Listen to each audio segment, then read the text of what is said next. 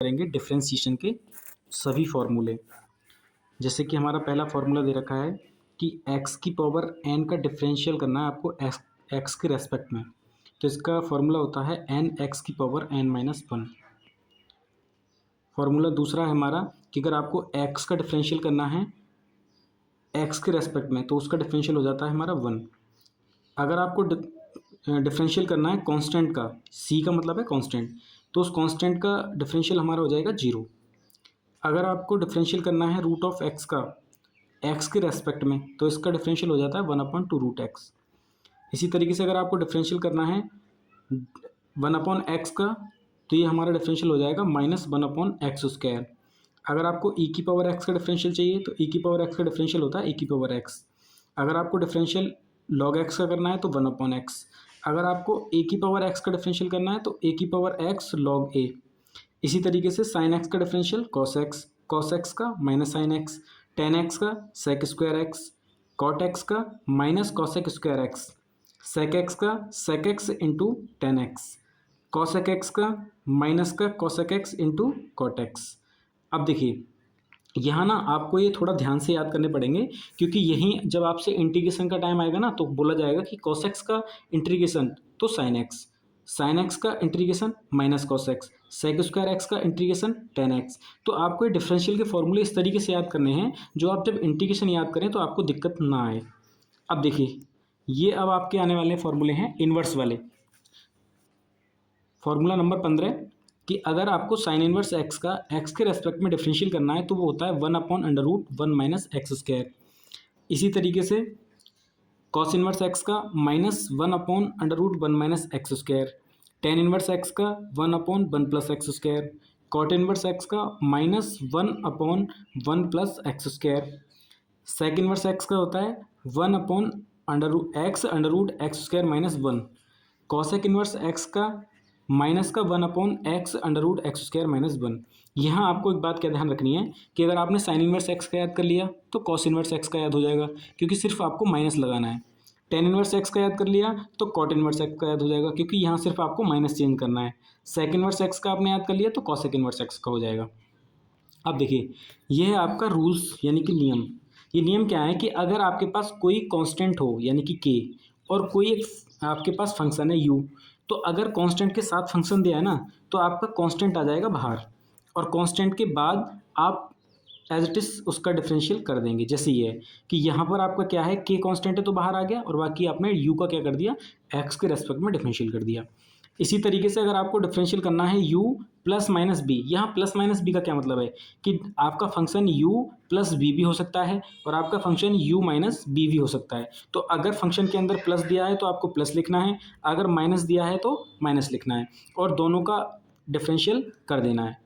इसी तरीके से u × b, अगर u × b आपको डिफरेंशियल करना है तो ये मतलब इसका ये है कि फर्स्ट सेकंड, यानी कि पहला फंक्शन u मान लो और दूसरा फंक्शन आपका b, तो इसका फॉर्मूला होता है कि पहला फंक्शन ऐसे ही, दूसरे फंक्शन का डिफरेंशियल प्लस दूसरा फंक्शन ऐसे ही, और फिर पहले फंक्शन का डिफरेंशियल।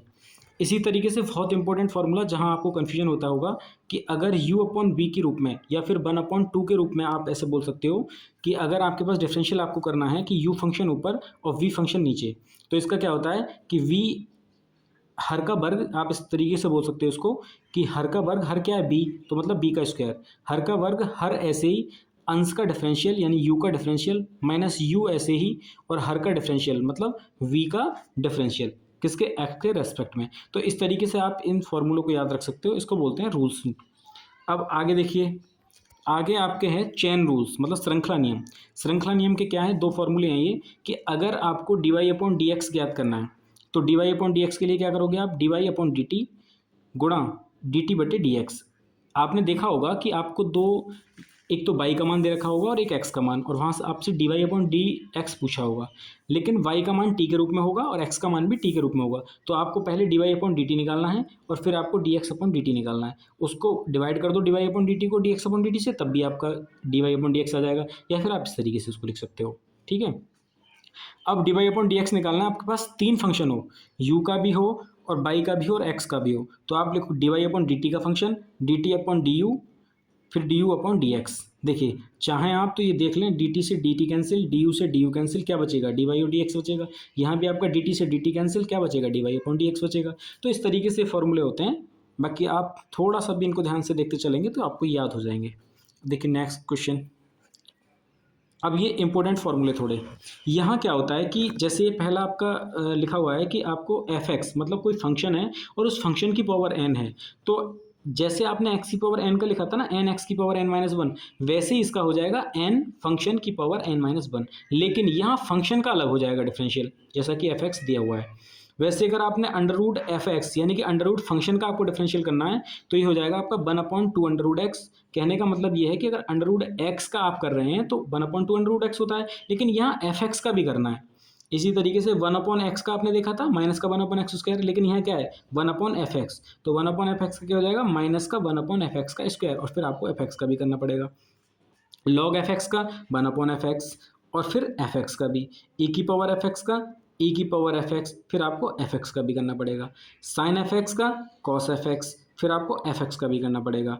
कॉस एफ एक्स का माइनस साइन एफ एक्स, और फिर एफ एक्स का भी। टेन एफ एक्स का सेक स्क्वायर एफ एक्स, फिर एफ एक्स का भी। कॉट एक्स का माइनस का कॉसेक स्क्वायर एफ एक्स, और डिफरेंशियल एफ एक्स का। Sec f x into tan f x, differential करना है आपको एफ एक्स का भी। कॉसेक एफ एक्स बराबर माइनस का cosec f x into cot f x, और फिर डिफरेंशियल आपको एफ एक्स का भी करना पड़ेगा। साइन इनवर्स एफ एक्स, तो साइन इनवर्स एक्स का क्या होता है one upon under root one minus x square, लेकिन यहाँ एफ एक्स है तो वन माइनस एफ एक्स का स्क्वायर, फिर एफ एक्स का अलग से। इसी तरीके से कॉस इनवर्स एक्स का, इसी तरीके से टेन इनवर्स एक्स का। क्लियर। अब देखिए यहाँ कॉट इनवर्स एफ एक्स का माइनस का one upon one plus F x का स्क्वायर, और आपको एफ एक्स का भी करना है, सेक इनवर्स एफ एक्स का भी, और कॉसेक इनवर्स एफ एक्स का भी। माइनस का one upon f x under root f x का स्क्वायर माइनस वन, और फिर एफ एक्स का अलग से। अब यहाँ आपको तीन ये और ध्यान रखने फॉर्मूले कि अगर आपको वाई का डिफरेंशियल एक्स के रेस्पेक्ट में करना है तो ये हो जाएगा आपका d y upon d x. अगर आपको डिफरेंशियल बाई स्क्वायर का करना है तो बाई स्क्वायर का डिफरेंशियल आपका हो जाएगा two by d y upon d x. अगर आपको बाई क्यू का करना है एक्स के रेस्पेक्ट में तो ये हो जाएगा आपका थ्री वाई स्क्वायर, और फिर बाई का भी करोगे तो d y upon d x. तो देखिए इस तरीके से आपके फॉर्मूले थे सभी, एक ही वीडियो में सभी अवकलन के सूत्र हैं और आपको एक जगह सभी मिल जाएंगे। देखिए अगर आपको स्क्रीनशॉट चाहिए इस पूरी पीडीएफ का या आपको पूरी पीडीएफ चाहिए तो आप कमेंट करिएगा, मैं इस पूरी पीडीएफ को आपको प्रोवाइड करा दूंगा। तो ये सारे फॉर्मूले आपके अवकलन के हैं, आप इनको एक बार देख लीजिएगा, आपको काफ़ी काम देंगे। और हम हर एक चैप्टर को इसी तरीके से पहले फॉर्मूले फिर उसके सवाल करते रहेंगे। जैसे अभी आपने देखा था कि हमने अवकलन का चैप्टर शुरू किया है, तो मैंने सोचा कि पहले आपको फॉर्मूले उपलब्ध होने चाहिए, उसके बाद हम इसको शुरू करेंगे। अब देखिए यहाँ जैसे जैसे फॉर्मूले हैं ना, तो आप इनको एक बार अपने दिमाग में बना लीजिए। जैसे मैं सवाल कराऊंगा फिर बताऊँगा आपको कि देखो ये उस फॉर्मूले की तरीके से हमने सॉल्व किया है। क्लियर।